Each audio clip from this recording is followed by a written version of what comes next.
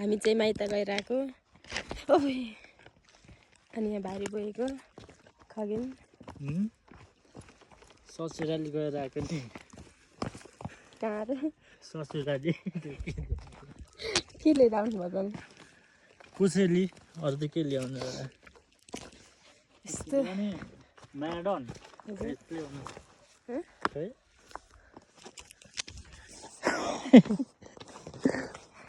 कस्तो हुँदो रहेछ माइत गएर आउँदा बिहे गरेपछि अब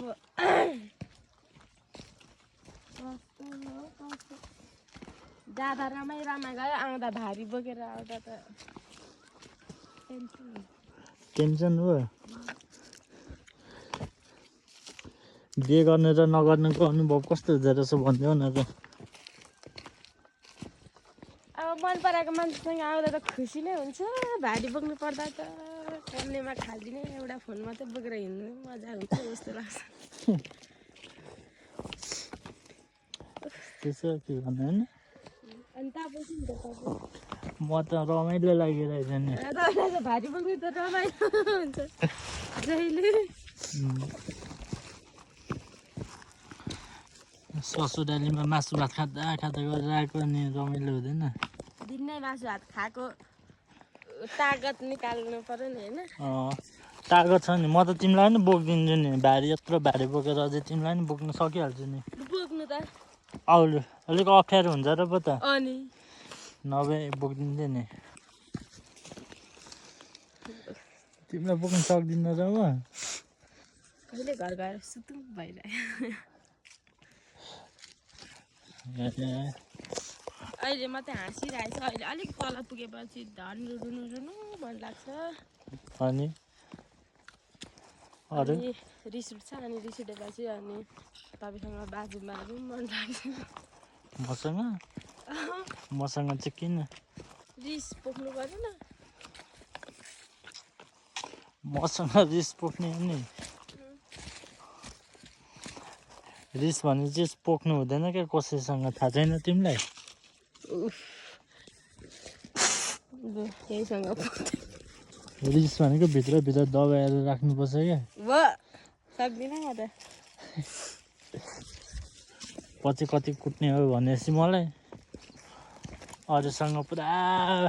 रिसाएर मलाई भक्कु कुट्यो भने के गर्नु नि तपाईँ त डर हुनुहुन्छ तपाईँ त हनुमान थाहा लिनु सकिहाल्छ मलाई कुटेर मार्नु पर्यो भनेपछि मार्नु चाहिँ मार्दिनँ है त्यति साह्रो पापिनी पनि छैन अहिले एक लादी त तिमीले बोकेर लाँदा मात्र त्यहाँदेखि मलाई यहाँ डाँडाबाट एक लादेर तल रोडमा निकालिदिन्छु यहाँ तल गाह्रो छ अरे बिहे गर्न होइन सुरुमा भाइर आउने दिन मजा हुन्छ गाडीमा आउनु पाइन्छ बाइकमा आउनु पाइन्छ सरेर घरसम्म फकाइ रानी जस्तो ल्याउँछ त्यसपछि हिँड्नु पर्यो भने कति गाह्रो हुन्छ आफ्नो लाइफ हो अब जीवन उयो गर्नुपर्छ बनाउनुपर्छ यताउति हेन तेन अनि अलिअलि गाह्रो त भइहाल्छ नि गाह्रो अब प्लास्टर पनि हुन्छ गाह्रो हुँदैन गाउँघरमा त यस्तै त नि के गर्छ दुःख पनि हुन्छ बेला बेलामा सुख खोजेर पनि हुँदैन नि त त्यति साह्रो देखा पनि भनेको छैन एक थप्पड दिन्छ अनि मलाई त सुखै छ नि हिँड्नु पर्छ त दुःख छ त हिँड्नु पनि बानी नभएर हो हिँड्नु पनि थोरै 5 मिनट हिँड्नुपर्छ नि त अनि बानी हुँदैन अनि अब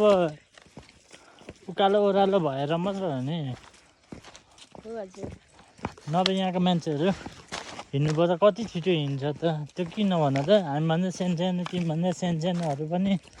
छिटो कति छिटो हिँड्छ त नि मैले त देखेको छुइनँ है किन भन त किन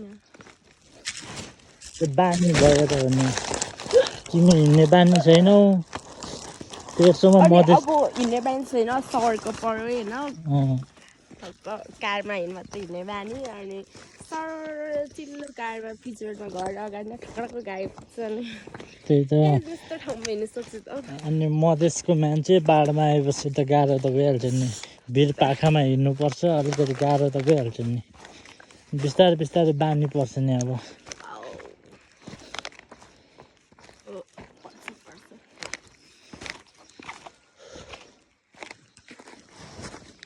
भिर पाखामा आएपछि यस्तै हो हँ?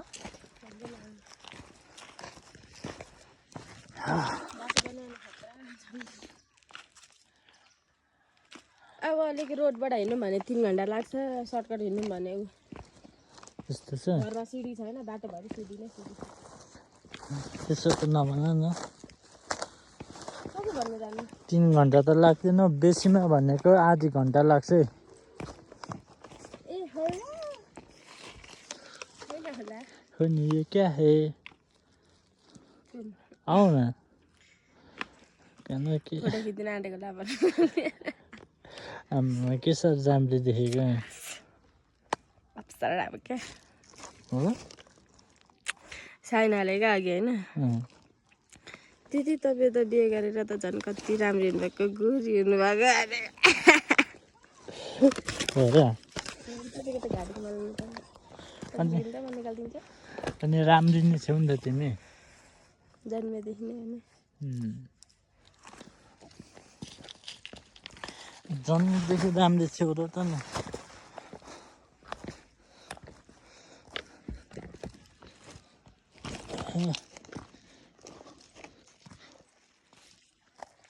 पानी पर्छ यो हो माया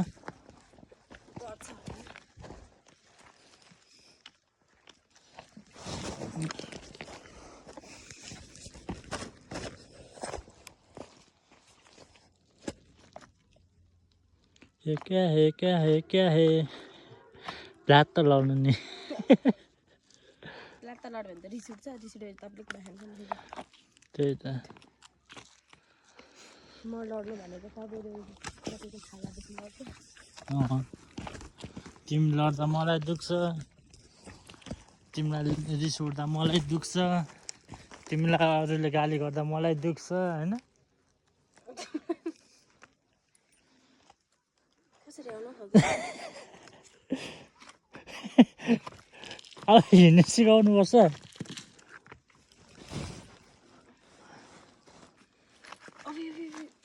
चप्पल त्यस्तै अनि 1300मा पनि चिप्लिने खालको लगाएको छौ अनि के गर्नु त कस्तो लाउनु अब साडी साडी अरे कुर्तासँग जुत्ता लाएर हिँड्नु मिल्ने भयो है भन्नु झोलामा चाहिँ 2टा चप्पल एउटा जुत्ता बोकिरहेको छ यहाँ अब अनि खुट्टामा चाहिँ यस्तो राम्रो पिचमा पनि पुरा चिप्लिने खालको के राम्रो लाग्नु पर्छ त अनि लड्यो भने कुटाइ खान्छ अरे बाबा पोलिस लाउनु भएको